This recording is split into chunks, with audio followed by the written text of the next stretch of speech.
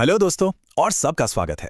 आज हम class 9 science के चैप्टर 2 में एकदम डीप डाइव करने वाले हैं, जिसका नाम है क्या हमारे आसपास के पदार्थ शुद्ध हैं।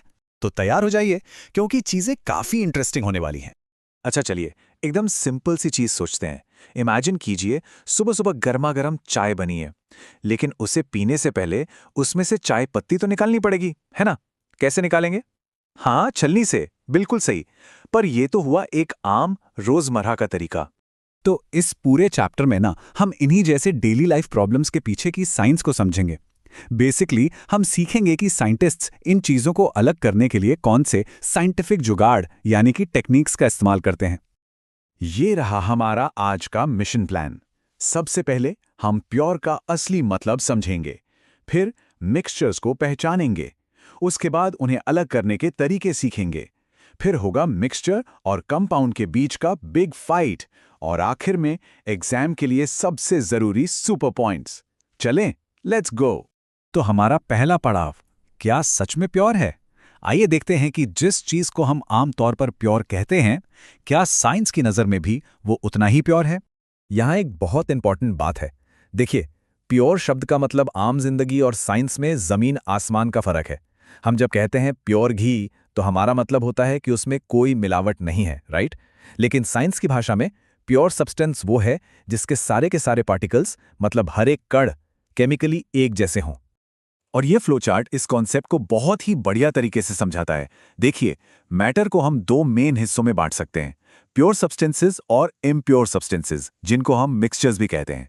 अब प्योर सब्सटेंसेस के भी दो टाइप हैं, एलिमेंट्स और कंपाउंड्स। और दूसरी तरफ मिक्सचर्स, वो भी दो तरह के हैं, होमोजीनियस, जिसमें सब कुछ एक जैसा मिक्स हो जाता है, और हेट्रोजीनियस, जिसमें अलग अलग चीजें साफ नजर आती हैं। टेंशन मत लीजिए, इन सब पर हम आगे डिटेल में बात करेंगे।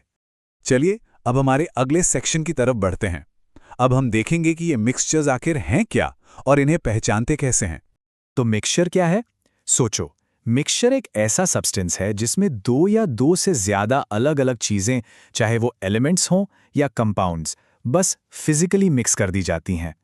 कोई केमिकल रिएक्शन नहीं होता।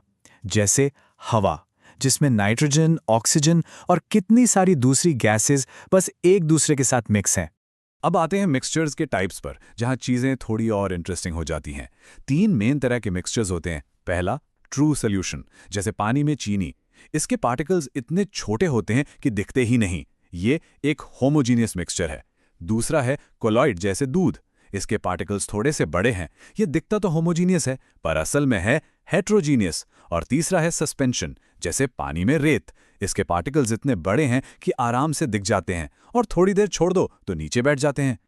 जब भी हम सॉल्यूशंस की बात करते हैं ना, तो उसमें दो हीरो होते हैं। एक है सॉल्वेंट, जो ज्यादा क्वांटिटी में होता है और अपने अंदर चीजों को घोल लेता है, और दूसरा है सॉल्यूट, जो कम क्वांटिटी में होता है और घुल जाता है। और जब ये दोनों मिल जाते हैं तब बनता है सॉल्यूशन। तो चलिए एक छोटा सा टेस्ट हो जाए। जब नींबू पानी बनता है तो सोचिए उसमें सॉल्यूट क्या है और सॉल्वेंट क्या है। पानी ज्यादा होता है तो वो हुआ सॉल्वेंट, और नींबू का रस, चीनी, नमक, ये सब उसमें घुल जाते हैं तो ये सब हुए सॉल्यूट्स। आसान है ना? अच्छा, तो अब जब हमने मिक्सचर्स को पहचान लिया है, तो अब वक्त है अपने डिटेक्टिव टूल्स निकालने का और उन्हें अलग करने के साइंटिफिक तरीके सीखने का। हमारा पहला टूल है इवेपोरेशन, यानी वाष्पीकरण। ये टेक्निक तब काम आती है जब मिक्सचर में एक चीज आसानी से भाप बनकर उड़ जाए, मतलब वॉलेटाइल हो, और दूसरी पीछे रह जाए। फॉर एग्जाम्पल, अगर हमें इंक से पानी अलग करना है तो बस पानी को गर्म करके उड़ा दो, फुर्र, पीछे सिर्फ इंक की डाई बच जाएगी।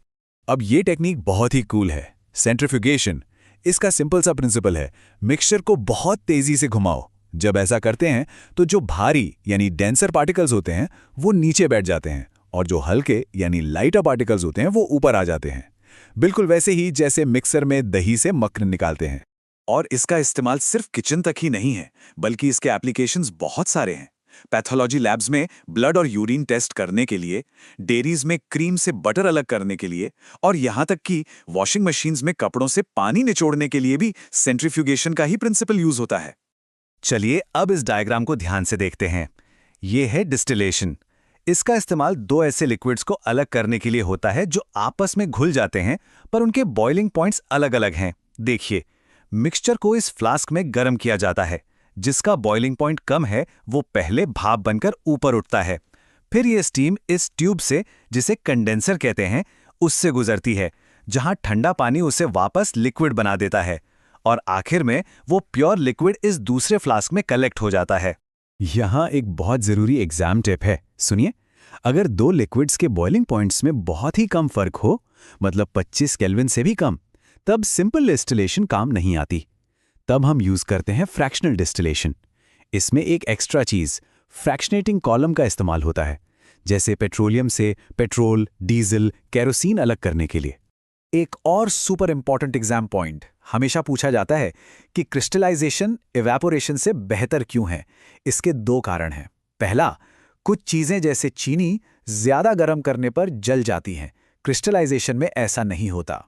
और दूसरा, इवेपोरेशन के बाद भी कुछ घुली हुई इम्प्योरिटीज पीछे रह जाती हैं, जबकि क्रिस्टलाइजेशन से हमें एकदम प्योर सॉलिड क्रिस्टल्स मिलते हैं।